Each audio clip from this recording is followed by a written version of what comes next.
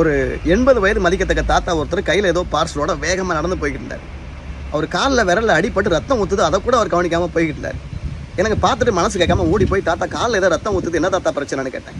போகும்போது ஒரு ஆட்டோக்காரை இடிச்சிட்டாம்பா அப்படின்னாரு. தாத்தா பக்கத்தில் ஹாஸ்பிட்டலு, வாங்க தாத்தா ஒரு ஊசியை போட்டு போயிடலான்னு. இல்லைப்பா வேணாம்பா, நான் என் பொண்டாட்டிக்கு இட்லி வாங்கிட்டு போகிறேன், சீக்கிரமாக போகணும் பானார். இல்லை தாத்தா வாங்கன்னு வற்புறுத்தி கூட்டு போய் ஹாஸ்பிட்டலில் ஒரு கட்டை போட்டு ஊசியை போட்டு விட்டு 2 நிமிஷம் வெயிட் பண்ணுங்க தாத்தா, மாத்திரை வாங்கிட்டு வந்துடுறேன். இல்லைப்பா அவள் பசி தாங்க மாட்டாப்பா, பாவம்பா அவன்னு சொல்லி அழ ஆரம்பிச்சிட்டாரு. என்ன தாத்தா இந்த வயசில் இவ்வளோ பாசமாக இருக்கீங்க, யார் தாத்தா அதுன்னு கேட்டேன். என் பொண்டாட்டி தான் பானார். உங்கள் பொண்டாட்டி மேலே உங்களுக்கு அவ்வளோ பாசமானு கேட்டேன். ஆமாப்பா எனக்கு அவன் மேலே பாசம், அவளுக்கும் என் மேலே பாசம்.